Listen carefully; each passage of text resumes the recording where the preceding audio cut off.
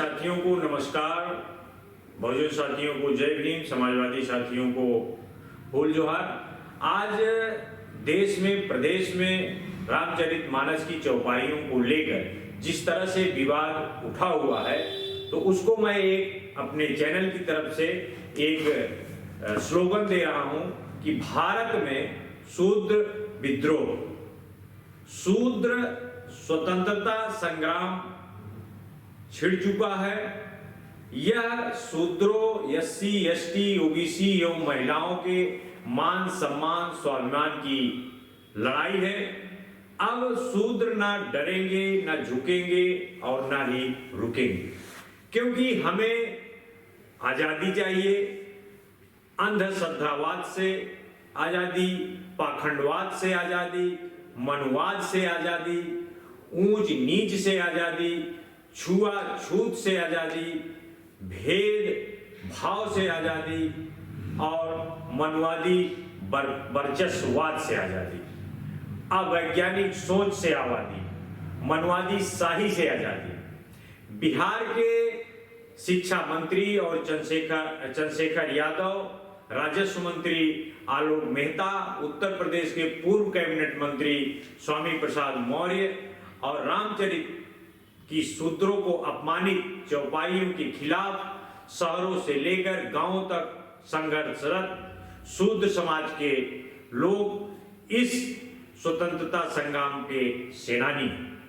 आजादी की इस लड़ाई को अब मनवादी मीडिया के दुष्प्रचार और फर्जी बाबाओं के गर्दन और जीवा काटने के लिए लाखों करोड़ों की सुपारी की घोषणा से रोकना असंभव है। पुलिस के एक तरफ रवैये जो रामचरितमानस की कुछ चौपाइयों की फोटोकॉपी के प्रतीकात्मक दहन पर तो 5 शूद्रों को जेल में ठूंस देती है, जो साधु वेशधारी गुंडे चंद्रशेखर और स्वामी प्रसाद मौर्य की जीवा और गर्दन काटने की खुलेआम सुपारी की घोषणा करते हैं, उन पर कोई कार्रवाई करने की हिम्मत नहीं जुटा पाती। पूरा शूद्र समाज मीडिया और भाजपा सरकार के भेदभावपूर्ण व्यवहार को देखकर आक्रोशित है। रामचरितमानस में लिखा है, विप्रधेन सुर संत हित लीन मनुज अवतार, अर्थात राम ने मनवादी गाय देवताओं और संतों के हित के लिए मानव अवतार लिया था। उत्तर प्रदेश के मुख्यमंत्री योगी सनातन धर्म को राष्ट्रीय धर्म बता रहे हैं। उस धर्म के अनुसार गाय और मनवादियों की रक्षा होनी चाहिए। योगी जी यह भी कहते हैं, जब राम का अवतार ही मनवादी और गायों संतों आदि के हित के लिए हुआ है, तो मनवादी राम को अवतार और रामचरितमानस को धार्मिक ग्रंथ माने। हम शूद्र रामचरितमानस को धार्मिक ग्रंथ क्यों माने, जबकि शूद्रों को उसमें जगह जगह अपमानित किया गया है। ढोल गंवार शूद्र पशु नारी, सकल ताड़ना के अधिकारी, जे वर्णाश्रम तेल कुम्हारा, स्वपच किरात कोल कलवारा, अधम जाति में विद्या पाए, भय यथा यही दूध पिलाए, जैसी अनेक चौपाइयां जो शूद्रों के लिए अपमानजनक एवं समाज के लिए भेदभाव पैदा करने वाली हैं, भरी पड़ी। रामचरितमानस को सनातन धर्म का धार्मिक ग्रंथ बताते हैं। मुख्यमंत्री योगी सनातन को राष्ट्रीय धर्म और उसमें मनवादियों और गायों की रक्षा की बात करते हैं। रामचरितमानस सनातन धर्म और भाजपा के मुख्यमंत्री योगी मनवादियों की रक्षा की बात करते हैं, तो वे उन्हें क्रमशः अपना भगवान, धार्मिक ग्रंथ, अपना धर्म, अपनी सरकार माने, हमें कोई एतराज नहीं है, क्योंकि मनवादियों को रक्षित करना है, लेकिन वे हम शूद्रों को बाध्य नहीं कर सकते कि राम को अवतार और रामचरितमानस को धार्मिक ग्रंथ या सनातन धर्म को अपना धर्म माने। हम काल्पनिक भगवानों और उनके अवतारों में विश्वास नहीं करते। हम रामचरितमानस को धार्मिक ग्रंथ नहीं मानते। रामास्वामी पेरियार ने हमें बहुत पहले ही सच्ची रामायण लिखकर हमें बता दिया है कि रामायण काल्पनिक कहानी है। हम वर्ण व्यवस्था पर आधारित सनातन धर्म, जिसमें हमें शूद्र कहा गया है, को अपना धर्म नहीं मानते, न मानने का यह अधिकार हमें हमारा संविधान देता है। हम शूद्रों को सनातन धर्म अपमान देता है, संविधान सम्मान देता है, सनातन भयभीत करता है, संविधान हर प्रकार से रक्षित करता है, सनातन हमें नीच बनाता है, संविधान हमें समता का अधिकार देता है। सनातन धर्म शूद्रों को शिक्षा, संपत्ति, शस्त्र, मान सम्मान से वंचित करता है। संविधान हमें वह सब कुछ देता है जो सनातन धर्म आज तक हमसे छीनते आया है। रामचरितमानस सनातन धर्म और भाजपा सरकार को अपना माने, उनकी रक्षा करे, यह अधिकार भी उन्हें हमारा संविधान ही देता है। शूद्र यानी SC, ST, OBC के लोग संविधान और लोकतंत्र को बचाने की लड़ाई लड़ेंगे। यह धर्मतंत्र के विरुद्ध लोकतंत्र की लड़ाई है। हम इस लोकतंत्र पर धर्मतंत्र को हावी नहीं होने देंगे। हर पार्टी के मनवादी नेता, साधु संत, पत्रकार सब रामचरितमानस को धार्मिक ग्रंथ, उसकी विवादित चौपाइयों पर सवाल उठाने को हिंदुओं के अपमान से जोड़ने में लगे हैं। सनातन धर्म का अपमान बता रहे हैं, लेकिन कोई शूद्र की सही परिभाषा बताने की हिम्मत नहीं जुटा पा रहा है। शूद्र शब्द की वे व्याख्या नहीं कर पा रहे हैं, सत्य वे कह नहीं सकते, और झूठ से हमें संतुष्ट नहीं कर सकते।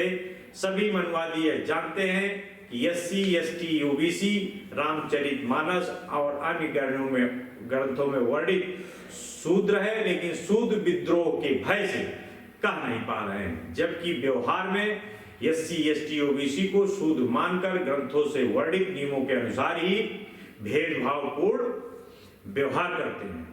कुछ अपवादों को छोड़ दें, उन्होंने बाकी अपमान ही किया है OBC, SC, ST का। मनवादी पहले नमस्कार नहीं करते। समाज में, राजनीति में ब्राह्मण व्यवहार और ग्रंथों से वर्णित नियमों में संहिता स्पष्ट दिखाई देती है। इसलिए ब्राह्मण कहें या ना कहें, SC, ST, OBC अच्छी तरह समझ चुके हैं कि वे भी मनवादी ग्रंथों से वर्णित शूद्र हैं, इसलिए उनके साथ यह भेदभाव होता है। सपा अध्यक्ष अखिलेश यादव ने सही कहा कि वो मुख्यमंत्री योगी से पूछेंगे कि शूद्र कौन है, क्या हमें वे शूद्र मानते हैं। अखिलेश योगी द्वारा मुख्यमंत्री आवास शुद्धिकरण और अभी एक धर्म स्थान पर भाजपाइयों द्वारा काले झंडे दिखाए जाने से खुद को शूद्र मानने पर विवश हुए। उम्मीद तो नहीं है योगी जी अखिलेश यादव को शूद्र की स्पष्ट परिभाषा बताएंगे। हाँ, अखिलेश अपने दिमाग पर जोर लगाएंगे तो स्पष्ट समझ में आ जाएगा कि भाजपा SC, ST, OBC को ही शूद्र मानती है।